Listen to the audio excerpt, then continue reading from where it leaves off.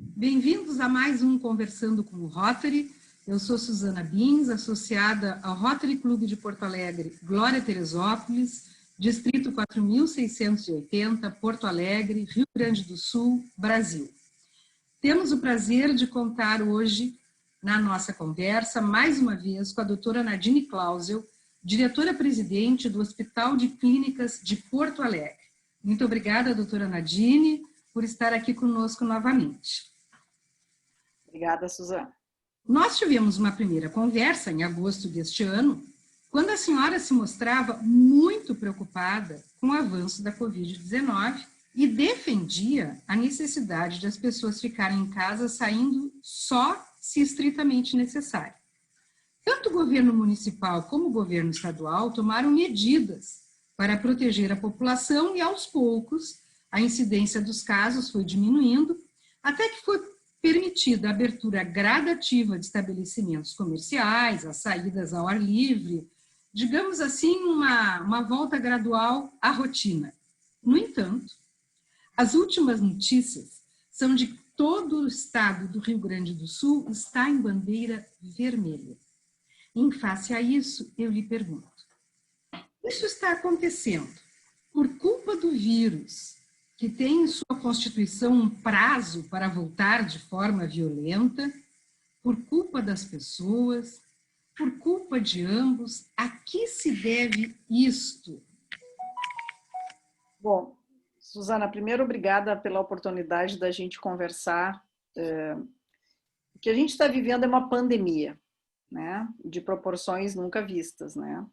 Então, o que aconteceu com a certa redução de casos ali para setembro, outubro, foi um reflexo de uma contenção de movimentação.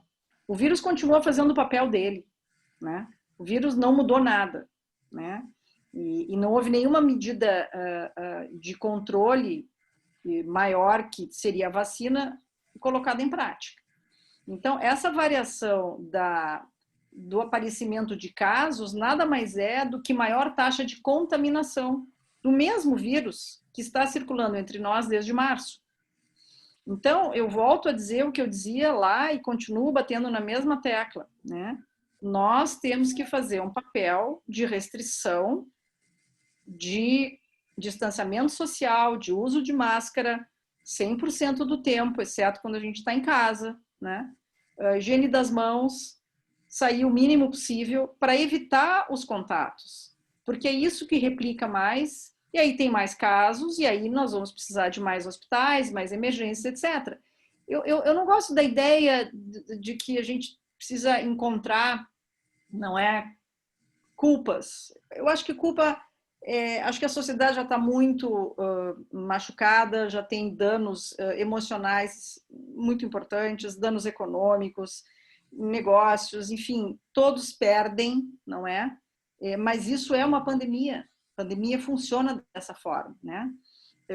Então não adianta a gente desafiar com uma arma que nós ainda não temos, né? A arma que nós precisamos é a vacina, e ela vai chegar, né? E aí a gente vai poder trabalhar com outro elemento de como conter toda essa tragédia, porque é uma tragédia social, econômica, financeira, educacional, e a saúde é o anteparo de tudo isso, onde tudo isso recai, não é? É no sistema de saúde. Como eu trabalho num hospital que é a referência disso, eu me sinto muito à vontade para conversar e dizer o que se vive dentro de um hospital como Clínicas, por conta dessa quantidade de casos que não acaba nunca, né? E com equipes exaustas. Então, é em cima disso que eu acho que a gente tem que tentar mais uma vez, né? Eu sei que está difícil. Agora vem as festas, a vontade de encontrar os amigos, os familiares, os pais, as confraternizações de final de ano. Isso vai ser um desastre. É isso?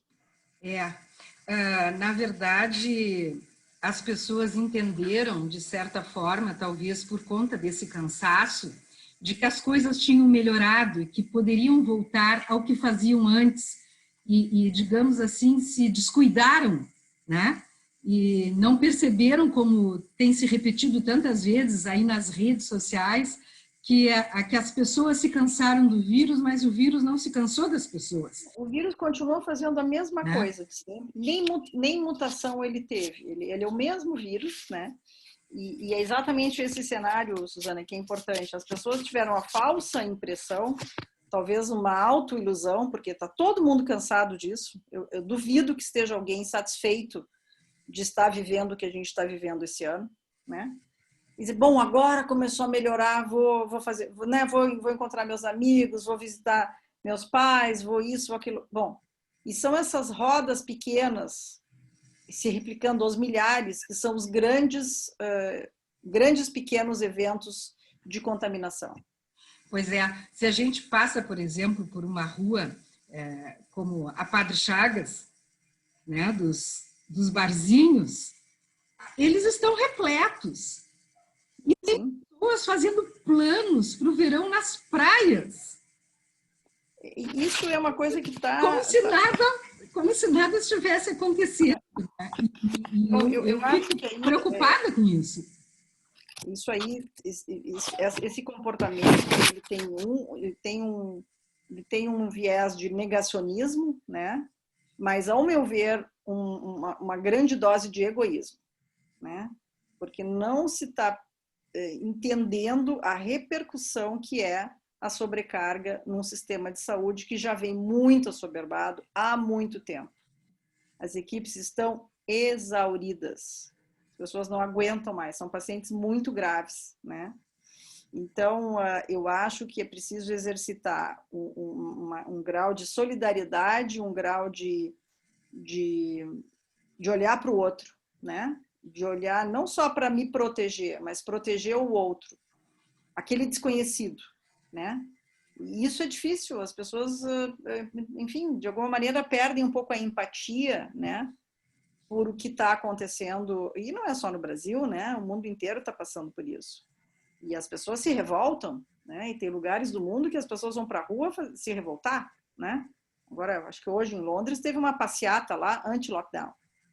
Mas a verdade é que Londres entrou em lockdown no final de outubro e Paris também, e houve uma redução assim grande dos casos, a ponto de eles estarem agora repensando em liberar um pouquinho para o Natal, né? É assim que funciona, né? Até que entre a vacina em funcionamento. Pois é, por falar na vacina, eu ouvi numa entrevista que o prazo de testagem para as vacinas, para considerá-las assim aptas para distribuição, aplicação, imunização, é de 4 anos. As vacinas que estão sendo testadas, se aprovadas, serão em bem menos tempo. Uhum. Elas serão confiáveis? Serão super confiáveis.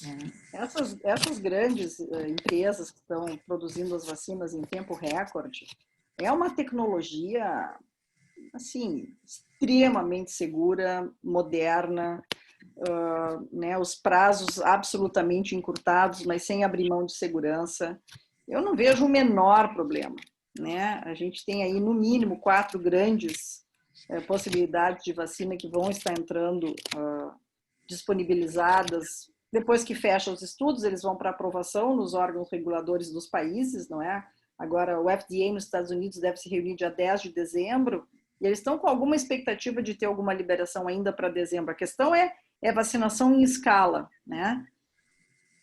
Para o Brasil também, que é um país de mais de 200 milhões de pessoas, né? Mesmo que ainda haja pessoas que se questionam se vão se vacinar ou não, bom, não vou nem entrar nesse mérito agora, mas é uma quantidade muito grande de vacina a ser produzida, né?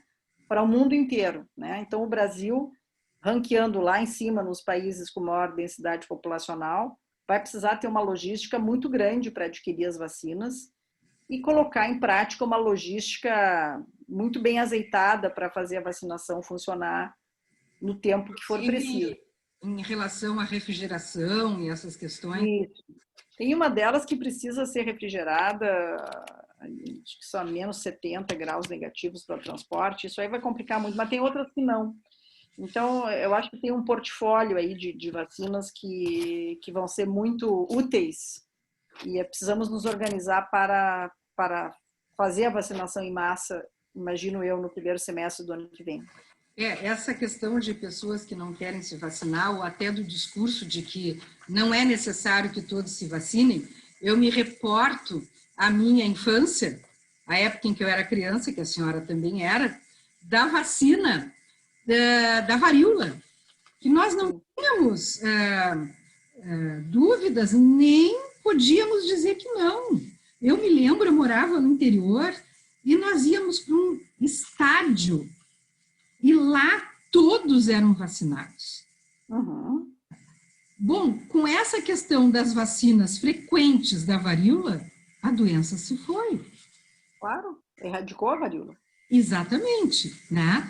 Então eu fico apreensiva assim quando eu escuto, não vai se vacinar só quem quiser, não obrigaremos as pessoas a se vacinarem, né? Porque aí, na verdade, a gente protege alguns, mas os outros continuam desprotegidos.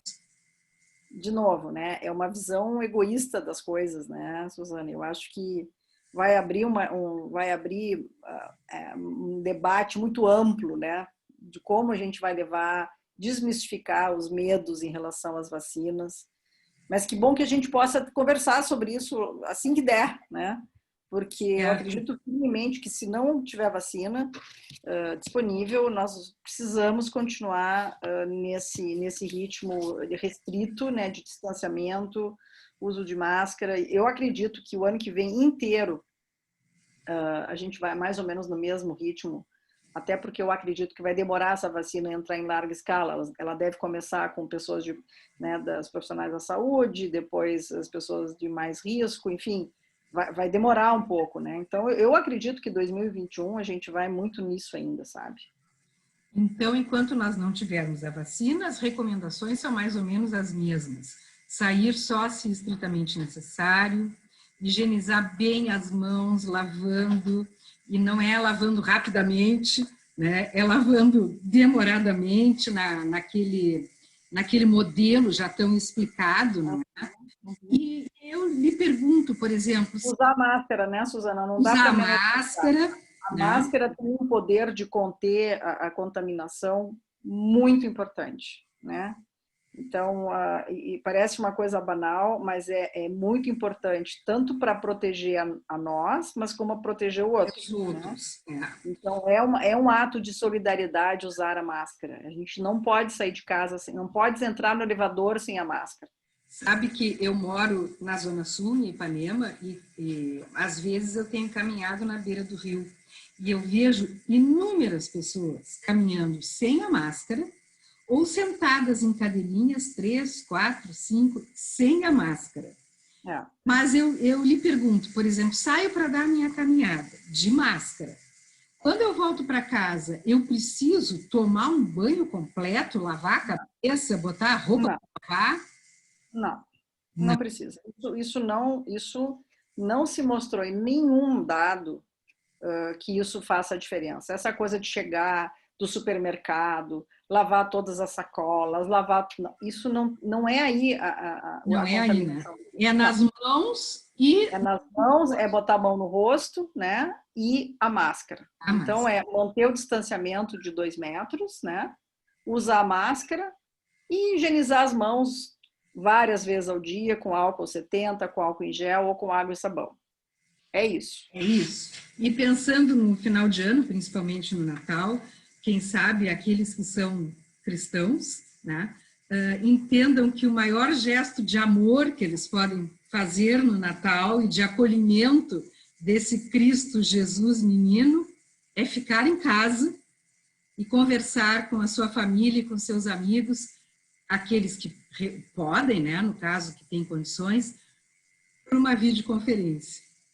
Brindar, bota todo mundo no telefone, brinda. Tem maneiras, a gente tem que desenvolver alguma forma de manter a criatividade, né? Entendendo que tem que ter uma boa dose de solidariedade para levar isso, né? Ter algum tipo de leveza, porque as coisas não estão fáceis, efetivamente. Sim. Mas é muito grave o que está acontecendo no mundo inteiro, é muito grave, né? Assim, milhões de pessoas, né, morrendo. Então, a gente precisa ainda levar isso um bom tempo até que a vacina seja universal, vamos dizer assim. Mas, doutora Nadine, eu agradeço muitíssimo a sua presença, a sua fala. Eu acho que é fundamental a gente disseminar sempre mais e mais que o vírus não foi embora, que os cuidados são importantes, né, para que a gente possa ter um mundo logo livre disso aí. Eu lhe agradeço muito e estamos aqui sempre à sua disposição quando houver alguma coisa nova que a senhora queira comunicar. Não, eu agradeço o canal, Suzana, é muito importante, ainda mais agora vindo o Natal, a gente gosta tanto de celebrar com a família, os amigos, né? A gente foi criado dessa forma, mas vamos cuidar esse ano para a gente poder celebrar no ano que vem, né? No ano que vem, se Deus quiser. Aí vai ser né? mais gostoso, vai ter um gosto bom. Vai ter um gosto diferente, bem cuidado. É isso aí, tá bom? Certo.